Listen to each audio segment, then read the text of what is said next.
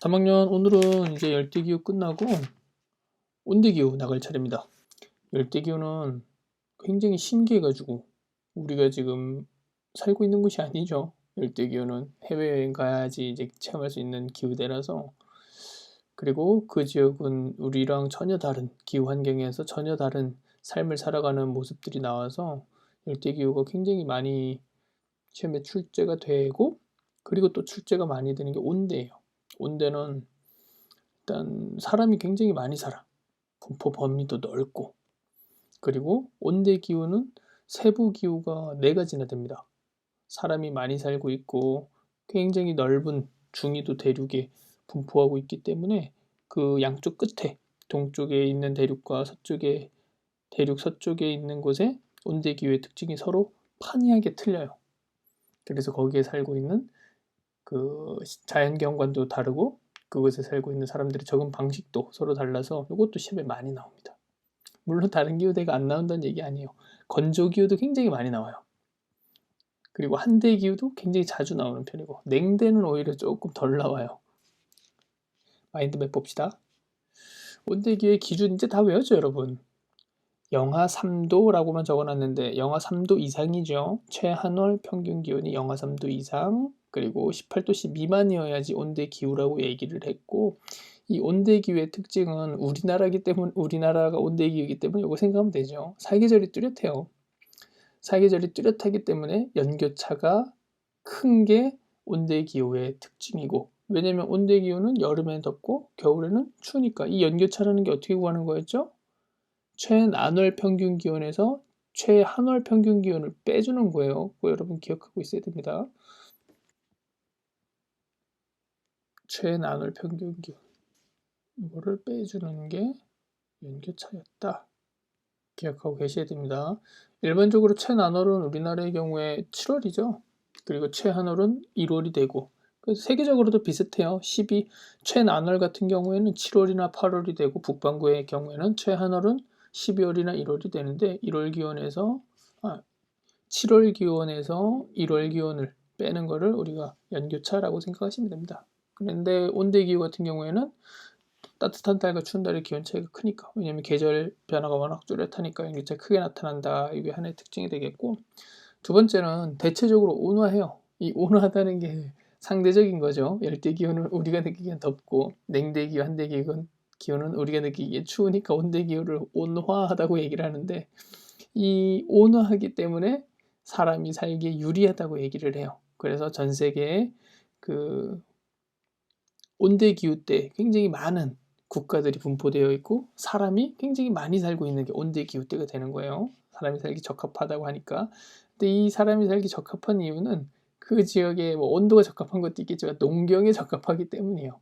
농사를 지어서 많은 양의 그 식량을 생산할 수 있으니까 그만큼 많은 사람들이 이 온대 기후 때에 몰려 살게 되는 거죠. 그래서 세계적인 대도시들은 대부분 온대 기후 지역에 몰려 있습니다. 그 지역의 선진국들도 굉장히 많이 분포하고 있고, 식물의 특징은 우리 케펜의 기후 구분은 식생을 가지고 구분 기준을 삼았다 그랬죠. 그래서 식물이 이 지역에 사는 식물들은 온대 기후 중에서도 더 따뜻한 온대 기후가 있어요.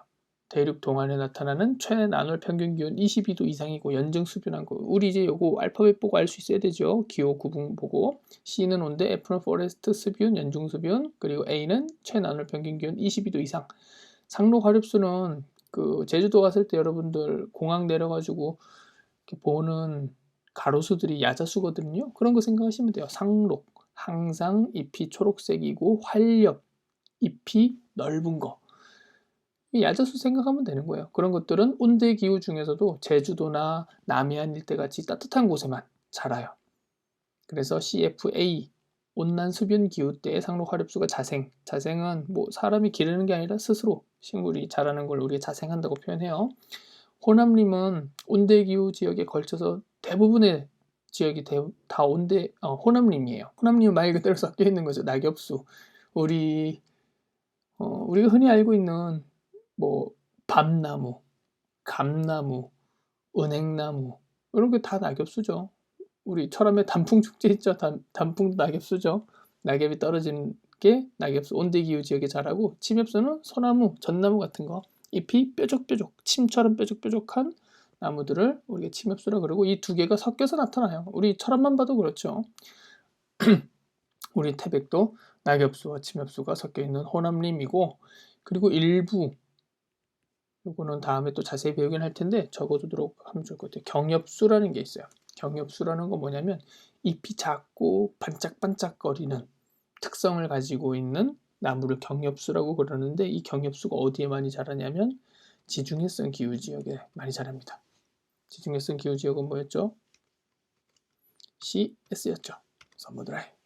이렇게 두시고, 다음에 이제 이게 오늘의 메인인데, 온대 기후는 크게 대륙 동안 기후와 대륙 서안 기후 두 가지로 나뉘어져요. 왜냐하면 이 유라시아 대륙을 예를 들게요. 유라시아 대륙이 이렇게 크게 자리를 잡고 있으면 대륙 동안과 대륙 서안이 각각 굉장히 다른 기후가 나타나요. 똑같은 중위도에 해당이 되더라도 대륙 동안, 대륙 서안은 좀 성격이 다른 온대 기후가 나타나기 때문에 대륙 동안, 대륙 서안 기후라고 따로 구분을 지어서 설명하기도 해요. 여러분들이 요거를 한번 배웠어요. 이 언제 배웠냐면 작년에 선생님이 한국지리 할 때 이 내용이 나와요.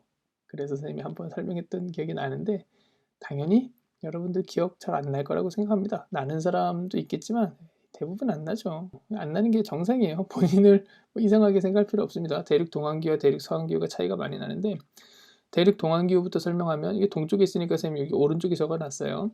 대륙 동안 같은 경우에는 우리나라 생각하면 돼요. 아주 쉽습니다. 연교차가 커요. 그리고 사계절이 뚜렷해요. 우리나라가 연교차가 크고 사계절이 뚜렷한 이유가 중위도 때 분포한 온대 기후이기도 하지만, 또 하나의 영향은 대륙 서안보다 계절풍의 영향을 굉장히 크게 받아요.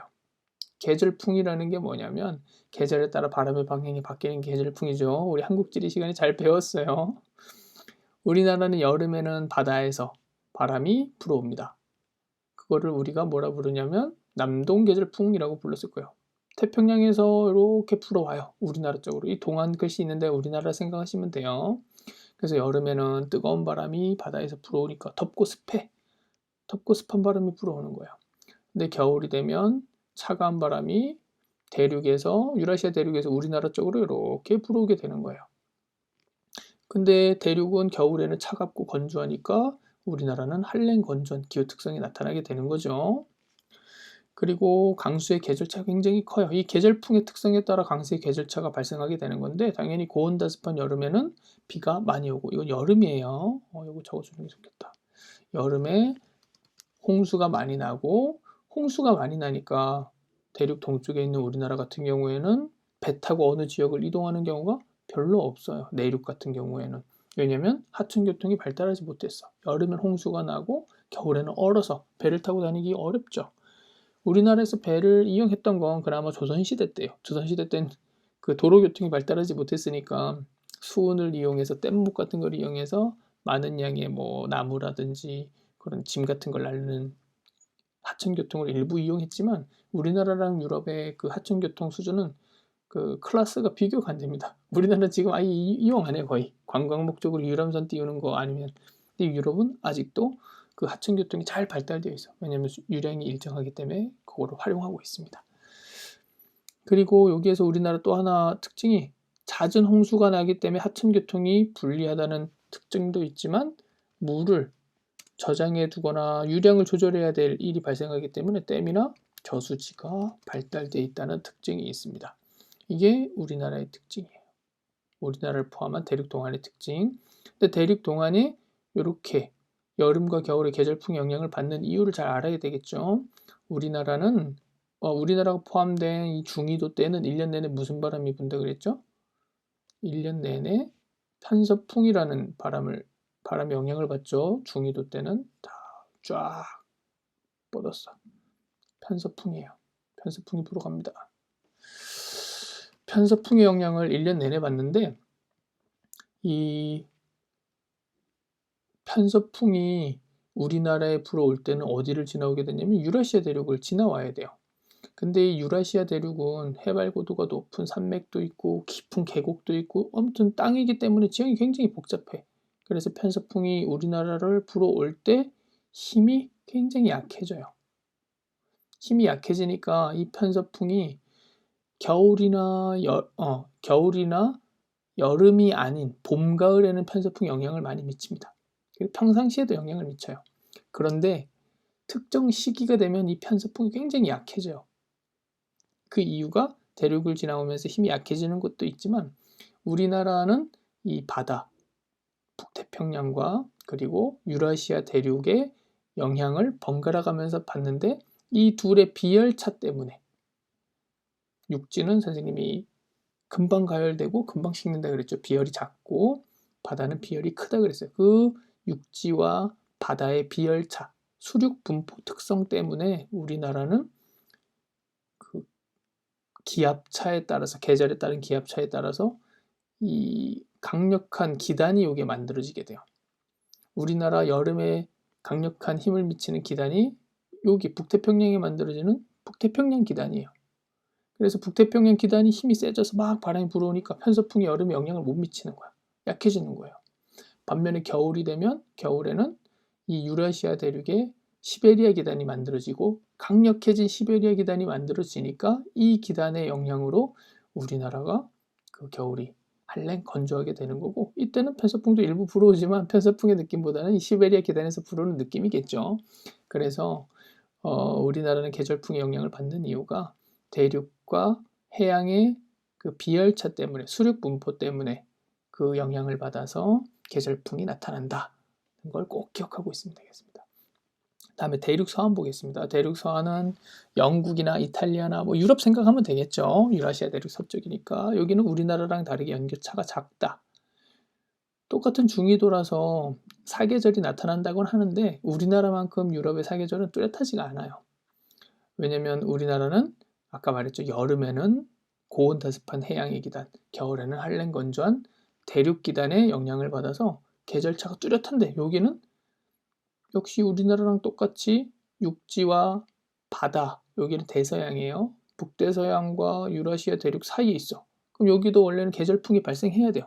대륙과 해양의 비열차에 따라. 근데 대륙서안은 그게 발생하지 않아요. 그 이유가 아까 이 편서풍이 불어올 때 우리나라는 대륙을 지나와서 힘이 약해진다 그랬죠. 근데 대륙 서안은 아니에요. 여기를 어디냐면 대서양이에요.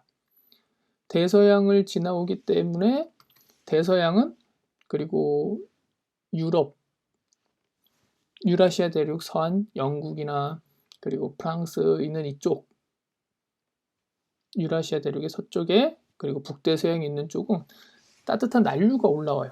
북대서양 난류가 올라오게 되는데 이 북대서양 난류로부터 습기를 굉장히 많이 흡수할 수 있어요. 따뜻한 바닷물이니까 증발을 많이 하겠죠. 그리고 바다는 육지와는 다르게 평평해요.